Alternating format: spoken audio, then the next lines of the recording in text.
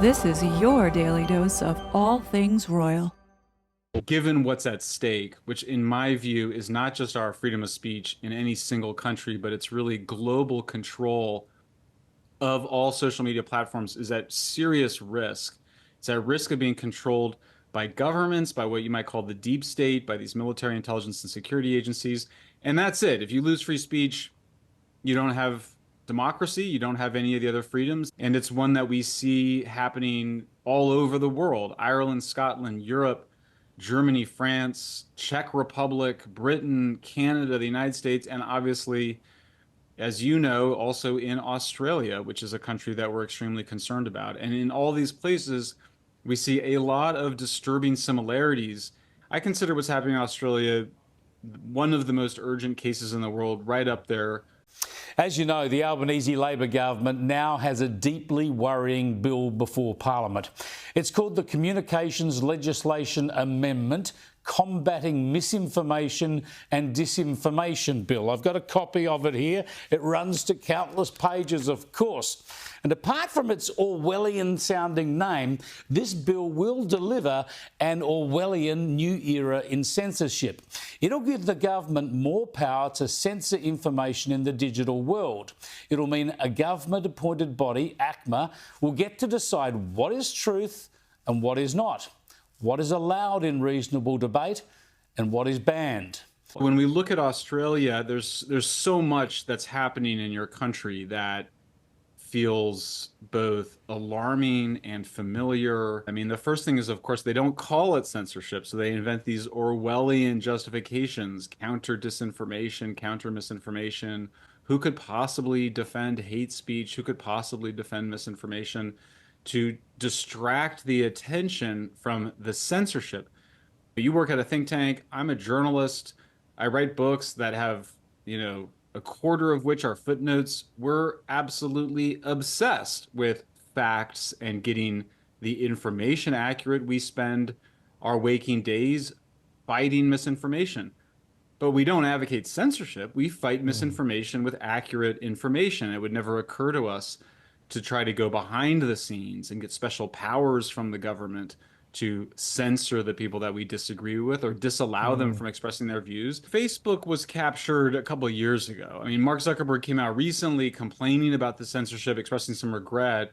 This model of having government-favored fact checkers decide what's true and false, and then tell Facebook who to censor, that's been in place for years. And that's exactly what we saw in 1984, is what we've seen in totalitarian societies, whether Nazism or communism.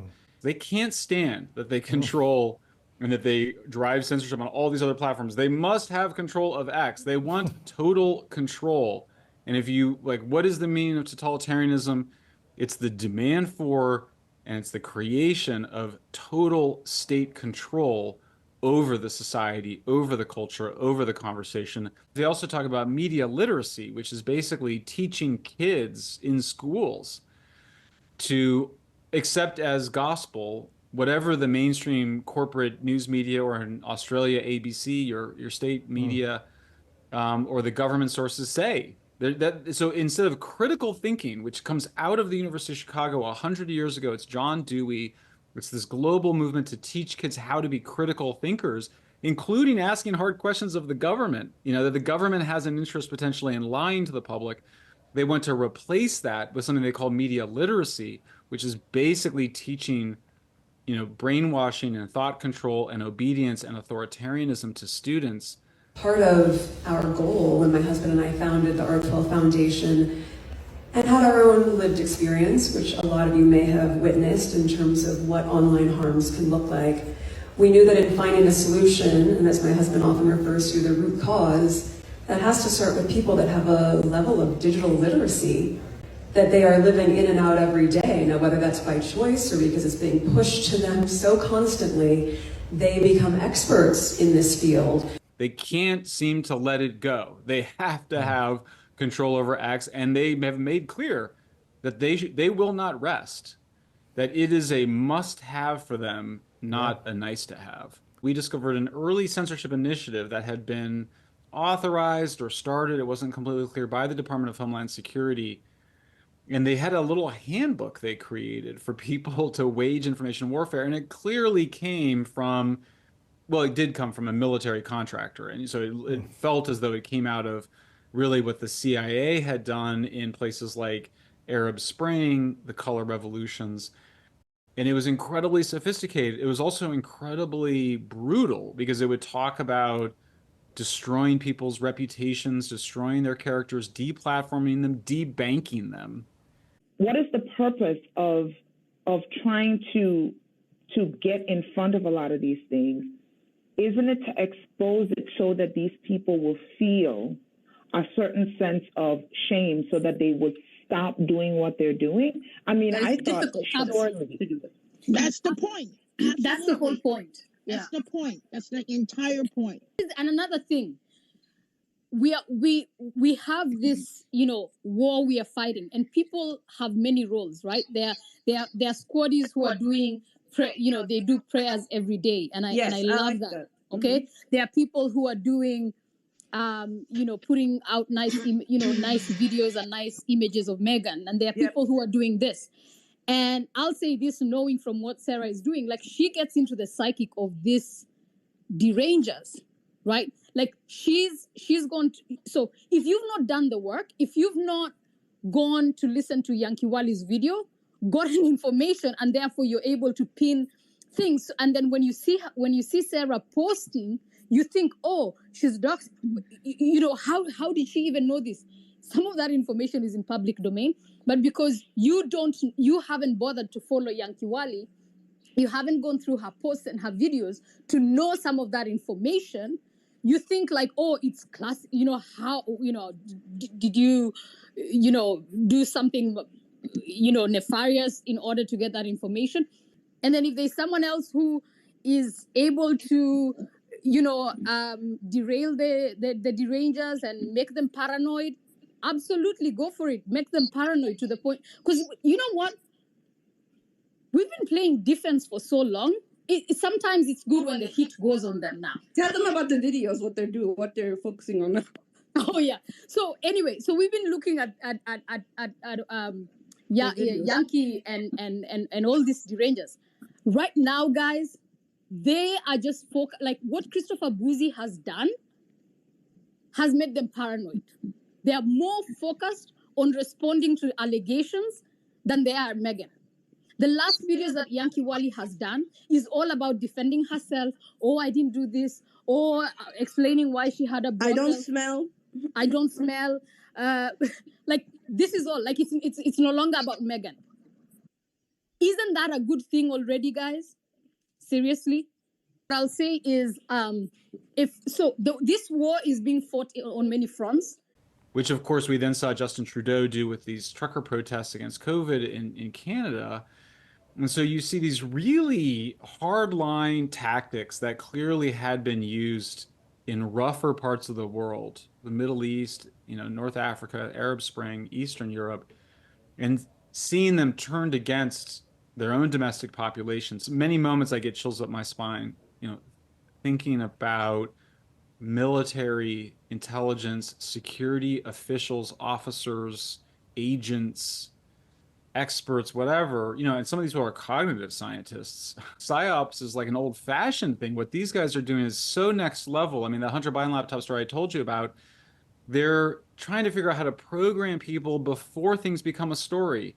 Edge to this, just a month ago, a report by Bot Sentinel, a company that analyzes tweets, found that a very small number of anti-Meghan and Harry accounts were responsible for a huge percentage of the hateful content about you on Twitter.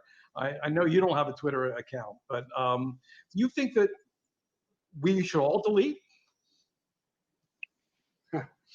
No, I'm not on social media. We're not on social media, and until things change, that'll remain the same. But look, Stephen, as you know, and everybody knows here, we've been led to believe that this challenge is too big to fix. It's too big to solve. What I've learned over the last 6 months as part of the Aspen Commission is that simply isn't true. Just as much as a virus, there are super spreaders to monitor and contain. And even the word super spreader has just been added to the dictionary, I think, just last week, and for good reason. look, as you point out, we know that a small group of accounts are allowed to create a huge amount of chaos online and destruction, and without any consequence whatsoever.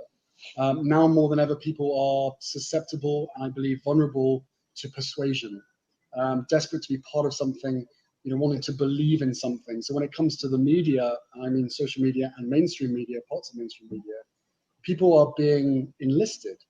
And as you say, thanks to yet another independent report, let's pull up some stats here just so I get it right. More than 70% of the hate speech about my wife on Twitter could be traced to fewer than 50 accounts. Perhaps the most troubling part of this is the number of British journalists interacting with and amplifying the hate and the lies, but they regurgitate these lies as truth.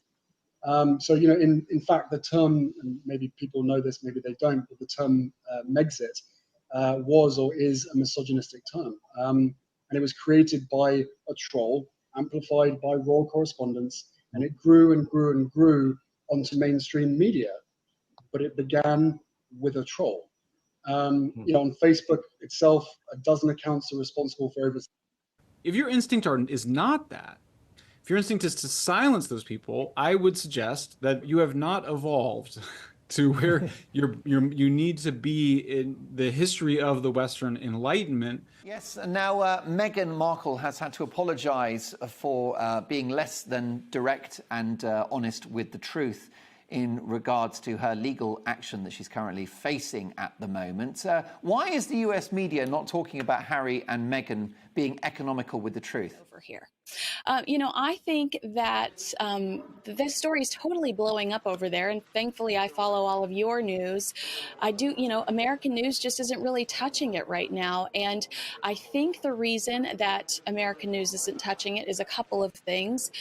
Harry and Meghan's PR team, they have their relationships with certain outlets, and they're huge outlets. They're People Magazine, they are Forbes, they're Wall Street Journal. They've reached out and they've courted some of these publications to establish relationships with them. And basically the agreement is you have access to us, and whether it's said or unsaid, the rule is basically that you can't criticize them or cover them in a negative way, and you can continue to have this access to them.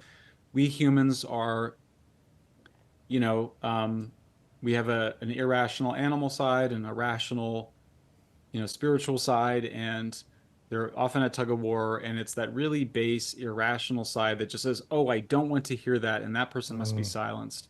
There's a war between those two energies in us, in our civilization. Such a fraud.